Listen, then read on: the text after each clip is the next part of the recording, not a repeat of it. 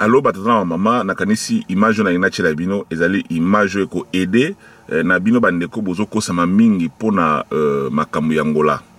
Nakanisi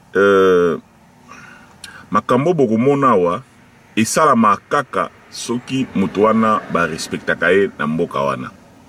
Papa Paul Kisolokele azongaki na Angola le 16 juin 2015 na mobembo ya salaki o batu tout partout surtout bande côté à 3 égale à 1 bazala ko kosa makia bimili nzela ya sima ba bengani lisusu bazongisi endembo ebi sima ya bozongi ya Papa Paul Kisolokele na Angola après 11 ans.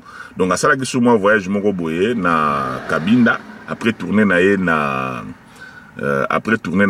na Ouija na Mbanza Congo. Donc asalaki voyage moko na Cabinda et puis na Cabinda akotaki Pointe-Noire alors et na bandeko oyo balinga kapenza Papa Paul te ba panzaki sangoke Papa Paul ba bimisi sous na gouvernement na Angola. Donc alingi image oyo ezala pena image oyo ko salisa na bino bandeko oyo bolinga kaye na oyo bolinga kaye te et salisa bino bo comprendre ndenge ni Papa Paul Kisolokele azali respecté na Angola. Image oyo bokomona ezali image ya le 16 juin 2015. Donc la ligne bolanda yango malamu et ceux qui bolandi yango bo partager yango penza donc vous allez vraiment moulaité na ligne bo partager yango penza donc yom to kolandanga donc partager pena image oyo eko aider bino bona bo comprendre réalité ya respect oyo gouvernement angolais apesaka na Papa Paul to azali ko pesa na Papa Paul tanga zongi ndenge toyebi ba VIP toujours ba lekaka na salon d'honneur. Non moni donc les cas qui ont dirait azo les kaka abona balabala parce que avion wana est na pays mususu donc est na RDC le temps ekiti ba juillet à côté à l'équipe na salon d'honneur donc azo les kapenza net mutazo les kaka na wenzi donc nakani si wana ko laksabino réalité il y a ndenge ni Papa Paul Kisolokele azali respecté na Angola.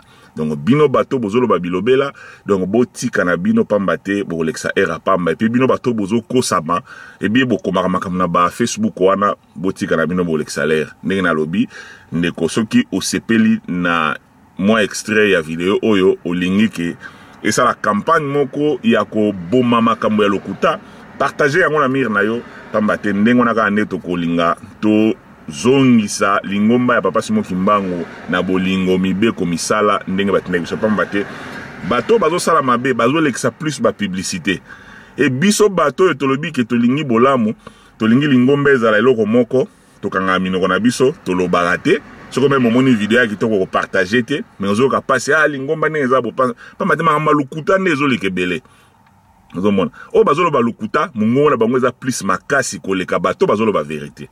Alors, ceux qui ont tali extrait oyo, partagez à mon ami Nayo.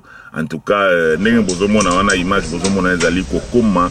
Il y a Papa Paul avion et outaki na RDC et comme qui na mardi le 16 juin na ba 21h30.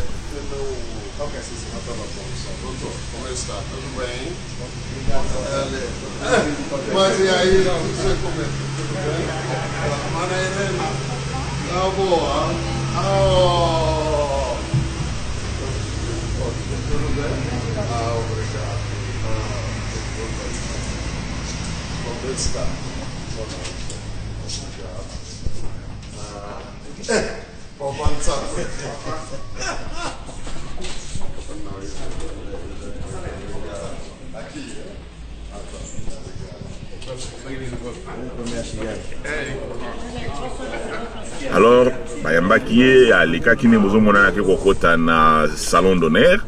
Donc, nyonso isalamaki kitoko tina ndenge bayambaki na golf.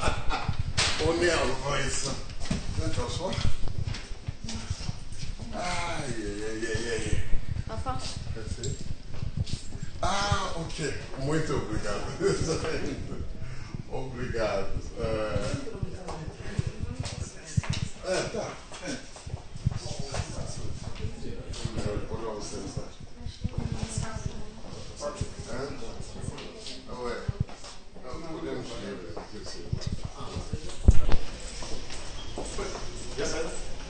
Não tem problema, mano. Então, até amanhã. Eu espero amanhã. Obrigado. Obrigado. Juste un chefe procéder à sa décision.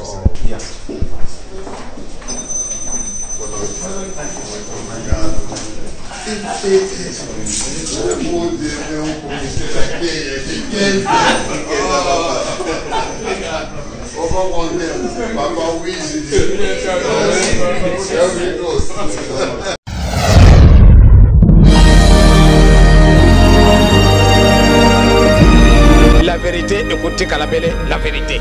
Les mensonges restera toujours les mensonges. Tazareko Kende, qui vivra verra.